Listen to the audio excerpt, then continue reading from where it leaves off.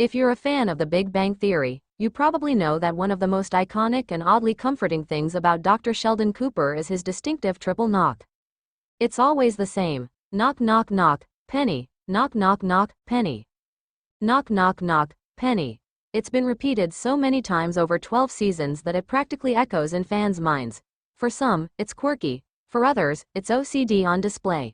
But for hardcore fans, the reason behind this repetitive knocking has a deeper backstory, an origin the show itself explains.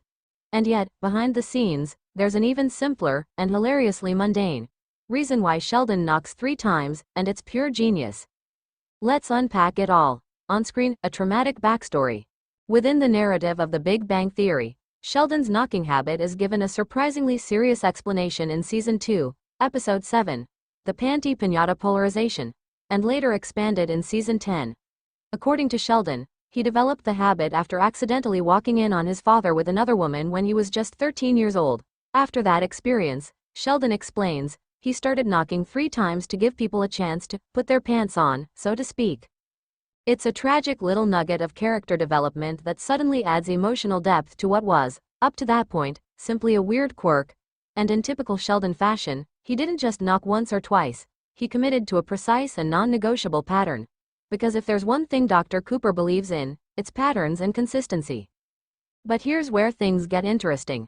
Behind the scenes, a writer's laugh-out-loud explanation. In the real world, outside Sheldon's neurotic routines and elaborate roommate agreements, the origin of the triple knock is far less dramatic and far more amusing.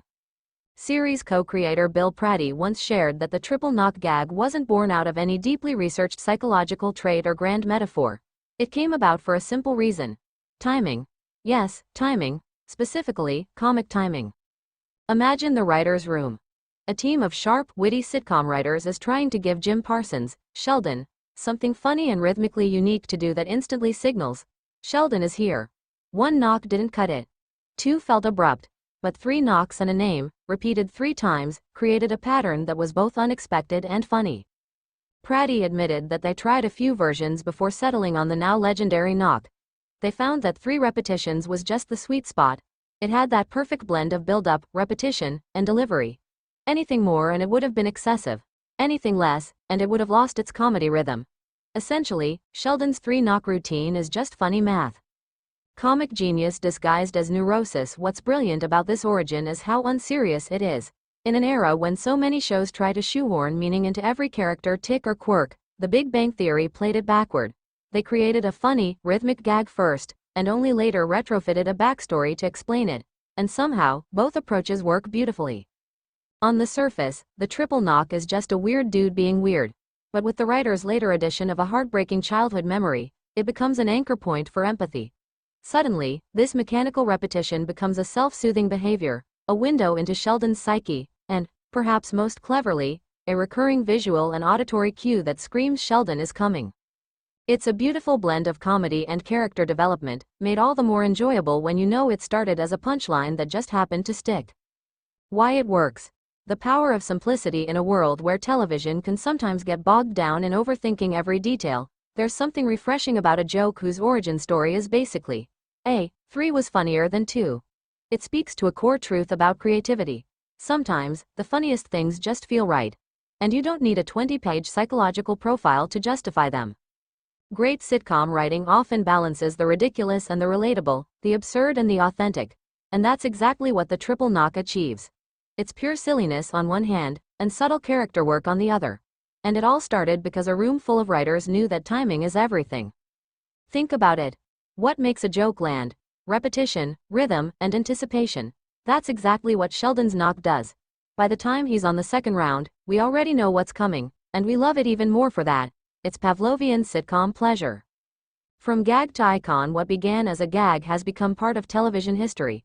Sheldon's knock is now instantly recognizable, parodied, referenced, and, in true pop culture fashion, merchandised. It's one of the show's most enduring quirks, right up there with Bazinga and the elevator that's always broken. And it all started not because of a high-concept backstory or an actor's improvisation, but because a few comedy writers understood something fundamental. Comedy is often just about what feels right. Sometimes, brilliance is hiding in the dumbest places. A simple repeated knock, Done just long enough to become hilarious but not so long that it overstays its welcome. That's sitcom gold. The joy of knowing both stories, knowing the in-universe explanation makes you love Sheldon more.